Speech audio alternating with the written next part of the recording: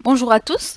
Dans les vidéos précédentes de ce chapitre de Juste à temps, nous avons vu que le passage d'une organisation dite classique à une organisation juste à temps nécessitait des prérequis sous forme de conditions qui doivent être réunies pour converger vers le zéro stock et qu'on regroupe dans trois catégories. Donc la première catégorie, ce sont les méthodes de gestion réactive qui consistent à mettre en place une production en flux tiré grâce à la méthode Kanban.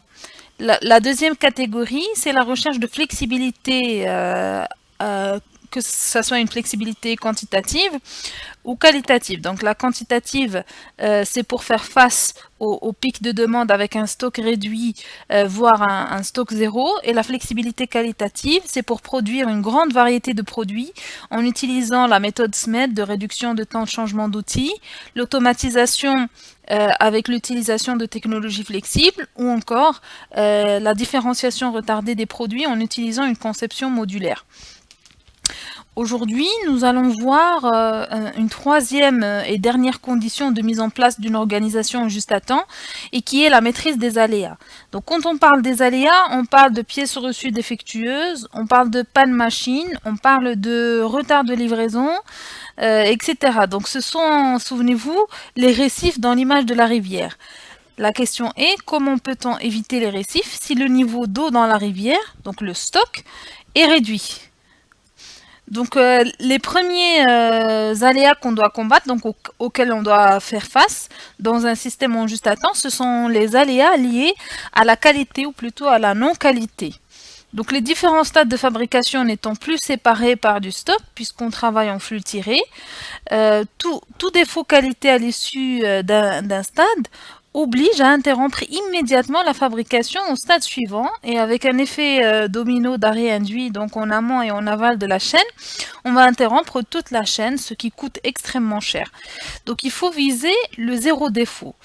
Donc, dans une entreprise qui est un système complexe et qui fait appel à plusieurs centaines d'acteurs, il y a un risque non négligeable d'erreurs et d'incidents donc à tous les stades de la fabrication. Donc, face à la présence de défauts qualité, de dégradation de la qualité donc, l'entreprise avec une approche traditionnelle aura pour réaction de renforcer les contrôles qualité à la sortie de chacun des postes de travail. Donc à court terme, cette mesure peut sembler raisonnable, mais à moyen et à long terme, il constitue un piège en fait, car le renforcement du contrôle a presque toujours pour effet de détourner l'attention des problèmes de fond. Donc au lieu de traiter les véritables causes d'accident, on se contentera d'en traiter les effets tout en laissant les causes subsister, voire s'aggraver.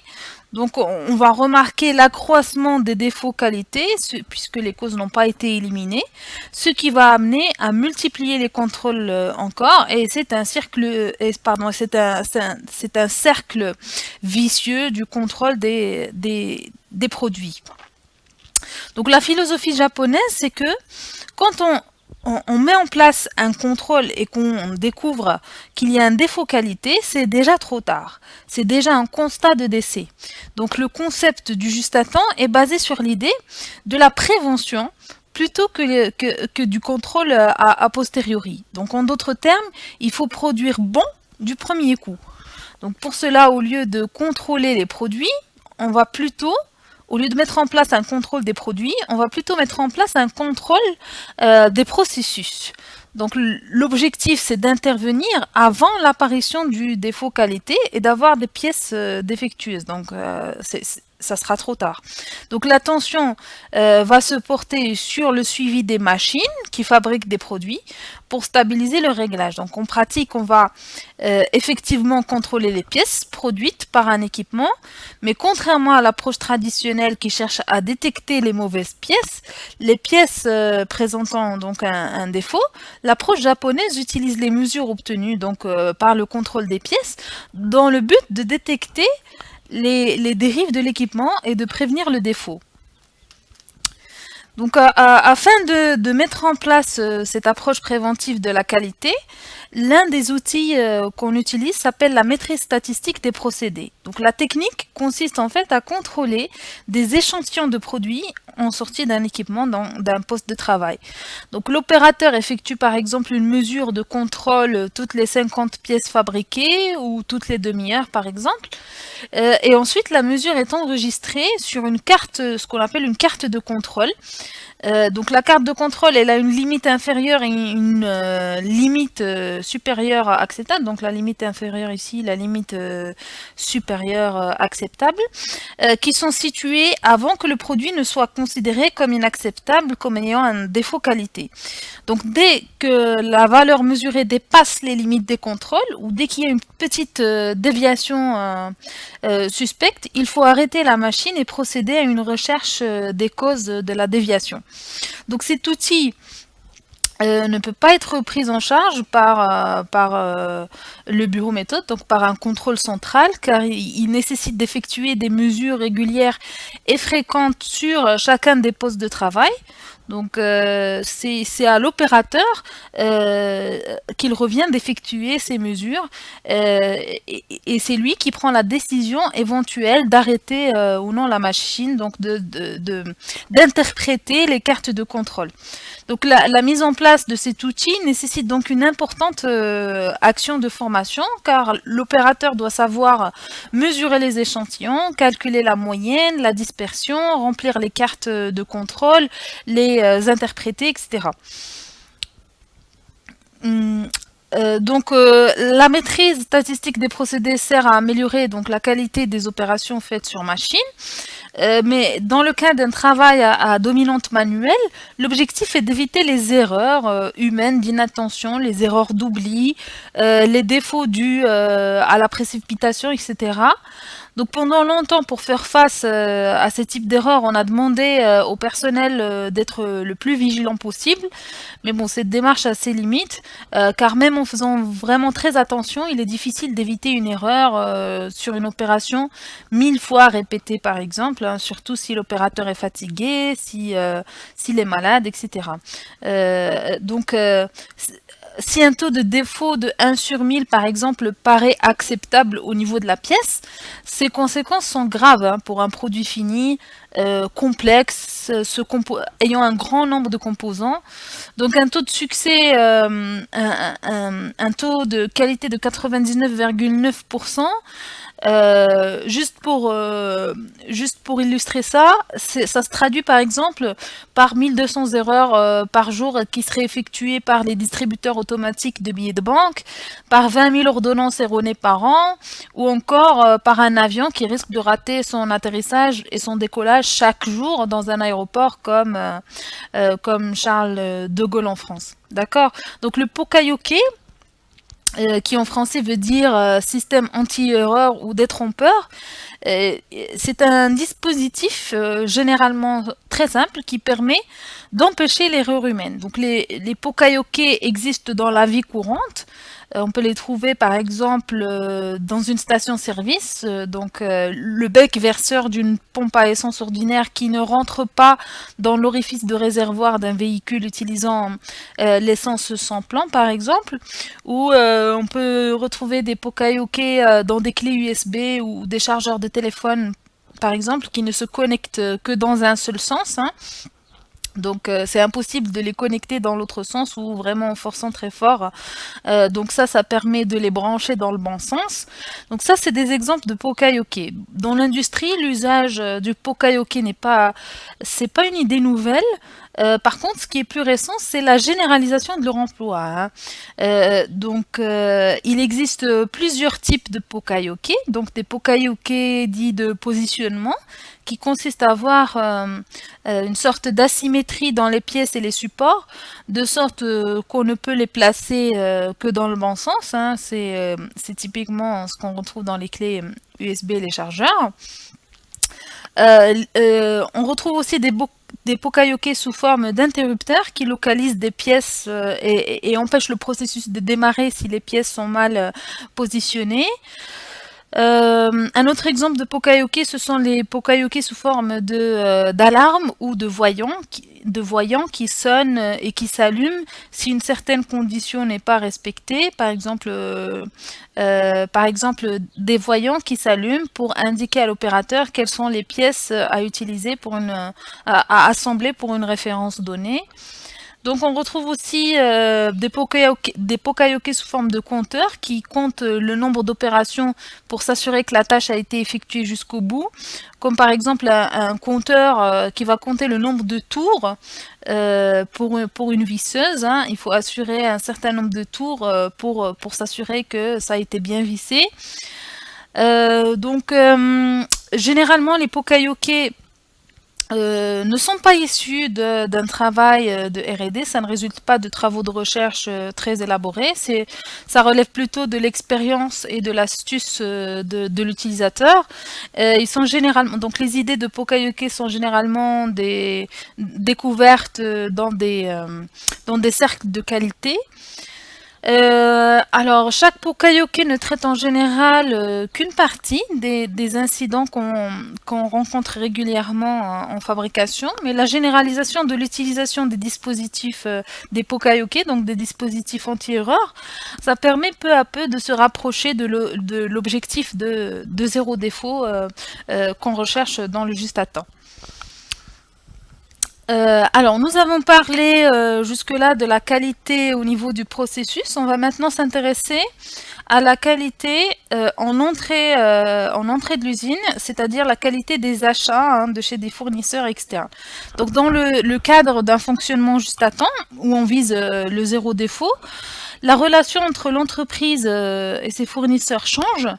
Dans la mesure où l'entreprise ne peut plus se permettre d'avoir des livraisons de matières premières comportant un certain pourcentage de défectueux, parce qu'elle n'a pas de stock pour remplacer les produits défectueux.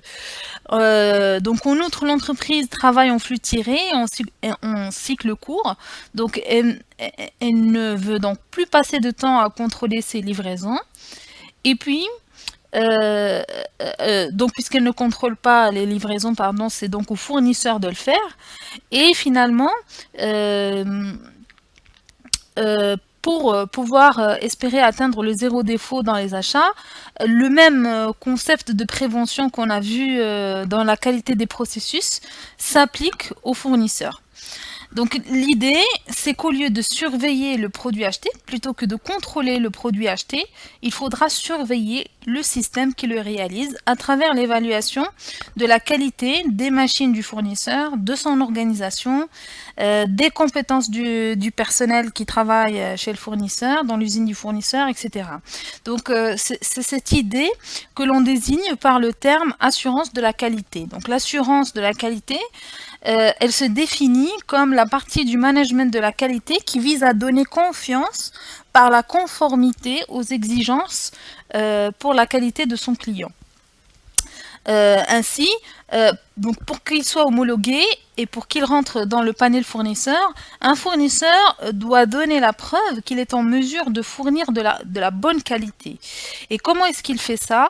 À travers un programme d'assurance de la qualité. Donc le fournisseur décrit avec précision dans un manuel qualité et par des procédures détaillées la façon dont son entreprise est organisée pour pouvoir obtenir un bon niveau de qualité. Donc puisque les grandes lignes d'une telle organisation sont souvent similaires d'une entreprise à une autre, il y a un canevas général qui est fourni par l'AFNOR, l'AFNOR étant l'Association française de normalisation. Et ce canevas est sous forme d'un guide d'assurance qualité. Donc cette démarche peut aussi être externalisée, elle peut passer par un processus formel de certification par un organisme externe agréé. Et puis donc une fois que le contrat d'assurance qualité est signé, le fournisseur reçoit régulièrement des représentants du service qualité de son client qui effectuent un audit qualité à l'aide d'un questionnaire. Donc on va voir un exemple de ce questionnaire dans le slide suivant. Et finalement, donc le rapport est communiqué au fournisseur, le rapport de l'audit est communiqué au fournisseur afin qu'il en tienne compte. Bien évidemment, un fournisseur souvent défaillant peut perdre son homologation et sortir du panel fournisseur. Donc, je vous ai mis dans ce slide l'exemple d'un extrait de questionnaire d'audit fournisseur pour avoir une idée. Donc, les questions portent autant sur les processus de stockage, de fabrication, de maintenance, que sur les équipements, le personnel et la qualité des produits du fournisseur. Jusqu'ici, nous avons parlé d'un premier type d'aléa qui est lié à la qualité. Nous allons maintenant enchaîner par un second type d'aléa qui est lié à la fiabilité de l'équipement. Donc, si une machine dans le processus de fabrication qui est organisée en ligne pour faciliter l'écoulement des flux, souvenez-vous, et en flux tiré, cela entraîne l'arrêt de toutes les machines qui se trouvent en aval puisqu'elles ne sont plus approvisionnées et les machines en amont également qui doivent aussi s'arrêter sous peine de constituer des stocks inutilisés devant la machine en panne. Donc c'est la notion de ce qu'on appelle les arrêts induits dont je parlais précédemment. Donc dans un contexte de juste à temps, une panne a des conséquences qui dépassent la machine elle-même. On n'a pas de stock pour entre guillemets dépanner le temps de résoudre la panne. Donc la solution, il faut absolument éviter la panne en visant le zéro panne pour ne pas dégrader la productivité globale du système de production. Donc ça peut sembler très ambitieux, trop ambitieux même, mais les Japonais y sont arrivés en développant le concept de TPM. Donc la TPM, c'est l'acronyme de Total Productive Maintenance. Donc contrairement à ce qu'on pourrait penser, le concept de TPM n'est pas seulement lié à la maintenance, même s'il y a le terme maintenance dans l'acronyme. Il désigne plutôt un projet beaucoup plus large et beaucoup plus global, d'où le terme de total, puisqu'un projet TPM inclut l'ensemble des acteurs de l'entreprise, le management, l'ensemble des opérateurs et des départements. Donc ce projet vise à améliorer l'efficience globale des équipements, d'où le terme productive qui fait référence à la chasse aux pertes d'efficience. Donc ces pertes d'efficience ne sont pas dues aux seules pannes, donc on ne considère pas uniquement les pannes, mais également toutes les origines de perte de capacité, quelle que soit leur nature. Donc qu'elles soient de nature technique, par exemple donc justement les pannes, les micro-arrêts ou les ralentissements, ou organisationnels, comme par exemple les changements de série, le manque d'approvisionnement, le manque de matières premières, le manque d'outils, ou encore le manque de personnel, donc l'absence des opérateurs, ou encore les pertes de capacité liées à la qualité, comme les rebuts ou les retouches. Donc finalement, le terme maintenance dans la TPM ne désigne pas une action ou une politique de maintenance, il fait plutôt référence au fait de maintenir le plan d'action qu'on obtient par la TPM à moyen et long terme, puisqu'il devient une composante majeure du projet d'entreprise. Donc vraiment, c'est la notion d'amélioration continue qui s'inscrit sur le long terme. Donc la TPM se définit comme une culture d'entreprise parce qu'elle remet profondément en cause la façon de travailler et modifie la répartition des responsabilités entre les services production et maintenance. Donc elle vise à améliorer l'efficience du système de production en supprimant toutes les pertes et les gaspillages au sens japonais du terme, quelle que soit leur nature, comme je disais tout à l'heure. Donc en engageant les activités d'amélioration en petits groupes par le biais du Kaizen japonais, donc on verra tout à l'heure cette notion de Kaizen. Donc ce qu'on appelle aussi le progrès permanent. Donc en français on l'appelle progrès permanent et qui se base sur le bon sens finalement. Alors, la TPM ne pourra réussir qu'à condition d'être soutenue par la direction générale pendant plusieurs années et non pas seulement au moment du lancement du projet, et que si le personnel est engagé et motivé à soutenir un tel changement. Donc c'est vraiment un changement de culture dans l'entreprise qui s'inscrit sur le long terme.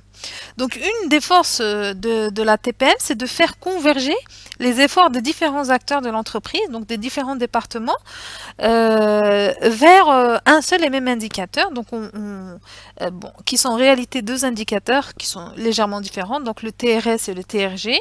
Donc on les a vus en détail dans le chapitre d'introduction, mais je voulais quand même insister sur le fait que le TRS et le TRG sont particulièrement sont en fait les indicateurs clés de cette TPM.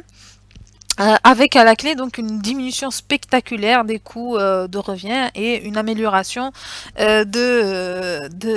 de l'efficience. Donc souvenez-vous, nous avions défini ces indicateurs dans le chapitre d'introduction avec leurs différentes composantes. Hein. Vous pouvez revenir au slide du chapitre d'introduction pour avoir les définitions de chacun des composants. Donc pour rappel, le TRG et le TRS sont des mesures d'efficience à travers le calcul du rapport entre la quantité de pièces produites bonnes et la quantité qui aurait pu être produite si les machines avaient travaillé à leur cadence nominale sans aucune interruption.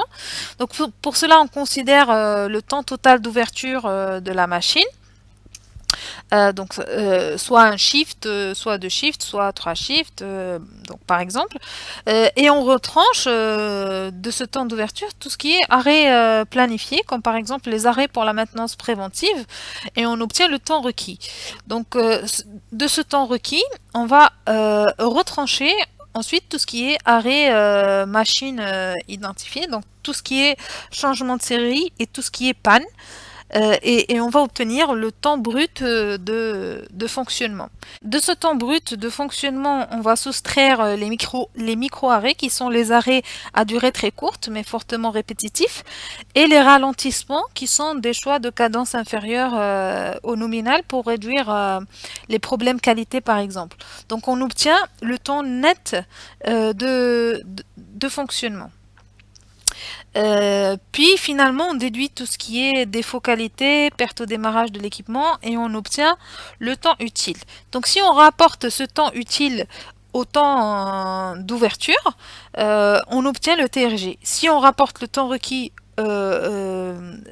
si on le rapporte, donc si on rapporte ce temps utile au temps requis, on obtient le TRS. Donc le TRS est un ratio favorable plutôt aux responsables de production. Donc ça on l'avait expliqué, souvenez-vous, dans le chapitre d'introduction. Donc je disais que le TRS est un ratio favorable aux responsables de production puisqu'il ne prend pas en compte tout ce qui est arrêt volontaire et en l'occurrence tout ce qui se rapporte aux arrêts de maintenance préventive.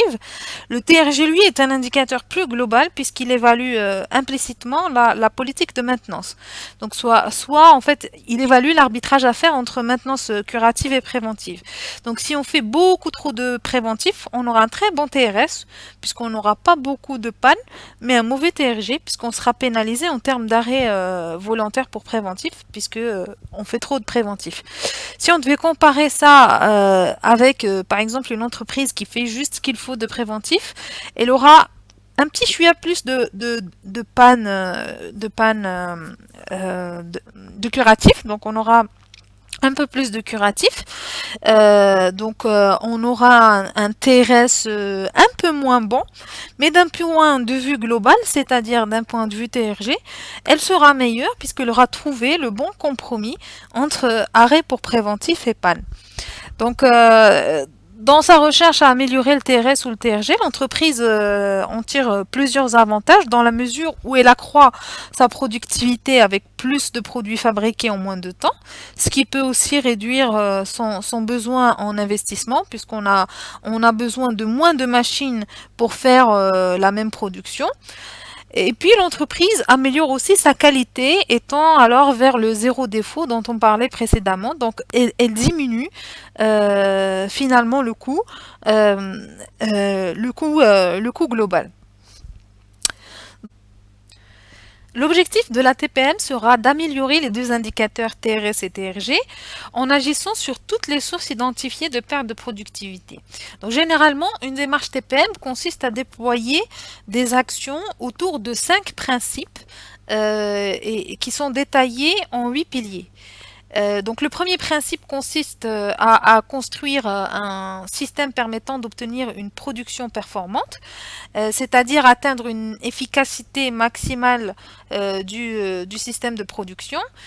Pour cela, donc, il est indispensable de supprimer tout ce qui est cause de perte d'efficacité. Donc, ce qui fait l'objet du premier pilier, qui est l'amélioration au cas par cas, ou ce qu'on appelle en japonais le Kubetsu Kaizen, dont je parlais tout à l'heure. Donc, il s'agit de supprimer les causes de perte par le biais d'actions de progrès que chacun doit en permanence apporter dans son travail de tous les jours.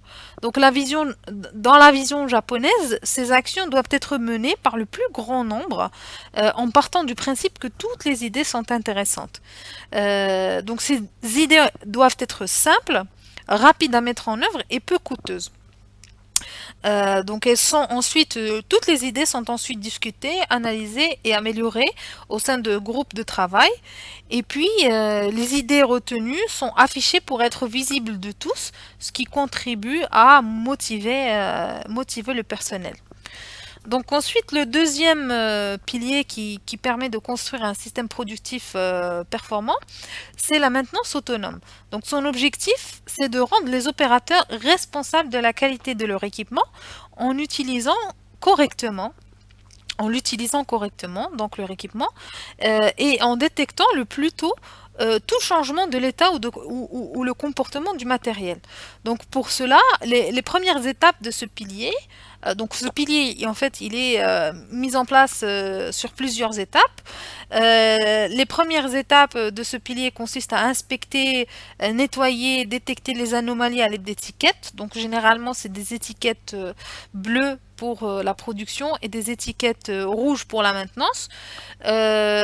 Puis, on va réparer et supprimer les causes premières de ces anomalies. Donc au début, dans l'usine, on va détecter des milliers d'anomalies, il y aura des milliers d'étiquettes, et au fur et à mesure que les anomalies seront résolues, moins il y aura d'étiquettes visibles. Donc c'est une espèce de management visuel qui contribue à motiver tout le monde pour résoudre le plus possible d'anomalies.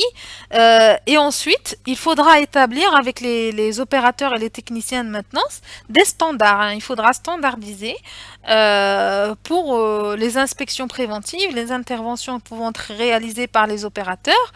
Puis, il faudra former l'ensemble des opérateurs à faire ces inspections-là, cette maintenance de premier niveau. Donc ensuite, le troisième pilier de la TPM consiste à mettre en place une maintenance planifiée, ce qu'on appelle une maintenance planifiée. Donc elle consiste à analyser la situation initiale en détectant les anomalies. Donc c'est la première étape de la maintenance autonome. Puis on va trouver et éliminer les causes de dégradation forcée en analysant donc les modes de défaillance sur les équipements prioritaires et en élaborant donc une fois qu'on aura éliminé tout ce qui est dégradation forcée, on aura résolu ces causes de dégradation forcée, on aura tout ce qui est dégradation normale, par exemple due à l'usure, des choses comme ça. Donc pour éliminer ou en tout cas diminuer le nombre de ces défaillances, on va faire de la maintenance préventive. Et donc, on va élaborer un plan de maintenance préventive qui consiste d'abord à faire de l'entretien préventif, c'est-à-dire un entretien systématique à coût négligeable qui est effectué par les opérateurs. Donc, on en parlait tout à l'heure dans la maintenance autonome. Donc, il s'agit par exemple d'opérations comme le nettoyage ou le graissage. Donc, si l'action d'entretien simple n'est pas suffisante pour prévenir la défaillance, il faudra essayer de mettre en place une action, ce qu'on appelle une action conditionnelle, capable de prévenir la panne. C'est-à-dire qu'il faut surveiller une certaine grandeur, comme par exemple l'usure, la corrosion, la température, la pression. Et en fonction de l'évolution de ces grandeurs-là, on va pouvoir prévoir la panne et effectuer une réparation ou un remplacement avant justement l'occurrence de cette panne-là. Et c'est ce qu'on appelle la maintenance conditionnelle. Donc, si cette maintenance conditionnelle n'est pas possible, donc si aucune surveillance n'est possible, ce qu'on va faire, c'est qu'on va opter pour ce qu'on appelle une maintenance systématique, c'est-à-dire un remplacement suivant un certain planning des parties qui ne sont pas contrôlables d'une machine et dont la panne sont connues uniquement par un historique, par des données, un historique de panne de la machine ou de ces éléments constitutifs. Donc ensuite, donc on va effectuer ces remplacements avec une certaine fréquence qui apparaît dans le plan de maintenance. Donc finalement, la mise en œuvre et la pérennisation des trois premiers piliers dont j'ai parlé nécessite en fait de former que ce soit les opérateurs ou les techniciens de maintenance. Donc il faudra améliorer leurs connaissances et leur savoir-faire à travers donc ce quatrième pilier de la TPM. Donc les Japonais en fait partent du principe que les opérateurs respecteront les standards relatifs aux équipements, au mode opératoire de production s'ils savent pourquoi il faut faire telle ou telle action et s'ils comprennent les conséquences du non-respect de ces standards-là. Donc il y a plusieurs niveaux de compétences à acquérir. Ça commence par savoir décrire des anomalies, hein, au dernier niveau qui est détecter les problèmes et mener des actions d'amélioration en complète autonomie, hein, ce qui est la dernière phase de maintenance autonome. Donc la maîtrise des ressources de production, les connaissances et le savoir-faire acquis par le personnel de production et de maintenance, et le réflexe de chercher l'amélioration permanente, donc on a vu dans les 4 premiers piliers, donc tous ces facteurs pourraient être capitalisés afin de concevoir de nouveaux produits faciles à fabriquer et de nouveaux équipements faciles à utiliser et à entretenir. Et c'est l'objet de ce deuxième principe de la TPM. Donc pour atteindre cet objectif-là, on va utiliser le cinquième pilier de la TPM qui s'appelle la maîtrise de la conception. Donc cette maîtrise de la conception consiste à atteindre le rendement maximal de l'équipement dès sa mise en service, hein. On ne va pas mettre en service l'équipement et après améliorer ses performances. Notre objectif, c'est que cet équipement puisse atteindre un rendement maximal dès sa mise en service. Donc cela signifie que les anomalies éventuelles doivent être détectées avant sa mise en service, hein. Et donc on pourra dire qu'il faut détecter les anomalies et poser les étiquettes rouges et bleues sur le cahier de charge déjà, d'accord? Donc sur les plans, lors de la construction et du montage pour arriver à zéro anomalie lors de la mise en service de l'équipement. Donc pour cela, on utilise des outils, on peut avoir recours à des outils comme l'AMDEC. Donc l'AMDEC des constituants de l'équipement pour augmenter leur fiabilité. Ensuite, on pourra construire un diagramme de fiabilité et un arbre de défaillance. Donc tous ces outils-là sont des outils qu'on utilise durant cette période, durant cette phase-là. Donc ensuite, on va programmer des inspections intermédiaires pour vérifier la concordance entre ce qui a été fabriqué et ce qui a été spécifié dans le cahier de charge. Et puis, on va prévoir un contrôle final à la réception et on va y associer les opérateurs, les techniciens de maintenance. Et finalement, donc, il faudra passer par une phase de ce qu'on appelle la pré-industrialisation où il faudra mesurer donc plusieurs indicateurs sur la base des échantillons initiaux. Puis on va analyser les anomalies et mettre en place les actions correctives, mais l'objectif c'est d'avoir un minimum d'anomalies dans cette phase-là. D'accord ? Donc ensuite, le troisième principe de la TPM consiste à construire un système permettant de maintenir la qualité. Donc on va s'intéresser à la qualité dans ce principe-là. Donc pour cela, il faudra identifier, standardiser les paramètres qui impactent la qualité et suivre leur évolution en utilisant par exemple les cartes de contrôle qu'on a vues précédemment afin de vérifier que leur valeur reste à l'intérieur des plages autorisées. Donc le pilier correspondant, c'est le pilier numéro 6 qui est la maîtrise de la qualité. Donc on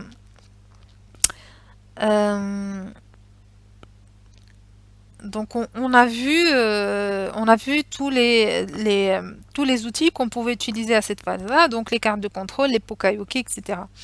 Donc le quatrième principe de la TPM, c'est de construire un système permettant la meilleure performance, mais cette fois-ci dans les bureaux. D'accord? Donc les services techniques et administratifs doivent avoir pour objectif de fournir à la production les informations et les supports nécessaires à l'amélioration de leur compétitivité tout en augmentant leur efficacité interne. Donc il faudra diminuer les tâches administratives par exemple, il faudra simplifier les procédures, il faudra faire, par exemple, des démarches de certification, etc. Donc, ce principe est mis en œuvre par le pilier numéro 7, qui s'appelle l'efficacité des services fonctionnels. Donc, dans ce pilier, on appliquera les 4 premiers piliers de la TPM. Pour, par exemple, définir un endroit commun réservé aux fournitures de bureau, donc tout standardisé en termes de localisation du matériel, définir la codification des documents, regrouper certains dossiers individuels, développer l'organisation, le management visuel, améliorer la structure et supprimer les tâches sans valeur ajoutée, standardiser, améliorer les tâches, mais aussi augmenter les connaissances et le savoir-faire du personnel par le développement par la mise en place de formations. Donc ensuite, le cinquième et dernier principe de la TPM, c'est la construction d'un système pour une meilleure sécurité, hygiène et conditions de travail. Donc l'accident se produit quand un état d'insécurité se combine à un comportement à risque. Donc en supprimant tout ce qui est aléa, en supprimant l'imprévu et le hasard dans les activités de production et en standardisant les méthodes de travail donc en standardisant les méthodes de travail, la TPM permet d'obtenir zéro accident, qui est finalement le seul objectif acceptable pour une entreprise. Donc ce sera l'objet du pilier numéro 8 qui s'appelle sécurité, conditions de travail et environnement. Donc pour cela, on va par exemple appliquer le Kubetsu Kaizen, donc le réflexe d'amélioration continue à la sécurité, les conditions de travail et l'environnement. Et on va supprimer tout ce qui est anomalie de rangement, diminution des imprévus, standardisation. On va intégrer les volets sécurité, environnement dans la préparation des interventions de maintenance planifiées et on va former le personnel dans le domaine de la sécurité et de l'environnement. Donc en conclusion de ce chapitre, on a vu que l'idée du juste à temps est simple. Il faut produire ce dont on a besoin au moment où on en a besoin, ni en avance parce que cela crée des stocks, ni en retard car ça crée des ruptures au stade aval de la fabrication. Donc le but est d'obtenir une fabrication qui est fluide à tous les stades et de converger vers le zéro stock. Donc pour pouvoir l'appliquer en entreprise, on a vu qu'il y avait des conditions à mettre en place. D'abord en ce qui concerne l'utilisation de méthodes de gestion réactive à travers le système Kanban. Ensuite, il faut garantir une flexibilité à la fois quantitative en arrivant à faire face aux pics de demande sans stock. On arrive à faire ça, on a vu, par le surdimensionnement de la capacité des équipements et par la gestion flexible de la main-d'œuvre. Mais aussi, il faut aussi garantir une flexibilité qualitative pour pouvoir produire une grande variété de produits en utilisant soit la méthode SMED de réduction du temps de changement d'outils, soit en utilisant de la technologie flexible si l'investissement est jugé rentable, ou encore en appliquant ce qu'on appelle la différenciation retardée des produits et en utilisant une conception modulaire. Donc finalement, il faudra maîtriser les aléas, que ce soit les aléas de qualité en privilégiant l'approche préventive de contrôle des processus au lieu du contrôle produit, ce qui permet d'éliminer toutes les causes de mauvaise qualité. Et puis, il est nécessaire de redéfinir la relation avec les fournisseurs pour garantir la qualité des approvisionnements. Ça doit être une relation qui est basée sur le mode de coopération et qui applique le principe d'assurance qualité, donc qu'on a vu. Et puis, dans un second temps, il faudra maîtriser les aléas liés à la fiabilité et la disponibilité de l'équipement en mettant en œuvre la TPM. Donc la TPM qu'on a vu, dont on a vu que la mise en œuvre était scindée en plusieurs principes et plusieurs piliers. Tout ça afin d'améliorer deux indicateurs principaux qui sont le TRG et le TRS. Donc la mise en place du juste à temps dans une entreprise impose, comme vous l'avez vu, une transformation profonde des responsabilités de chacun, des compétences des opérateurs et des techniciens de maintenance, de la qualification du personnel. Donc la réussite du juste à temps est conditionnée par l'implication et la motivation de tous. En retour, elle assure aux salariés un enrichissement et donc un intérêt professionnel et une polyvalence très importante. Et à l'entreprise, elle garantit un progrès dans de nombreux secteurs, ce qui conduit toujours à des résultats très positifs. Donc ici s'achève le cours de gestion de production. Je vous remercie pour votre attention et je vous souhaite beaucoup de courage et beaucoup de réussite pour la suite.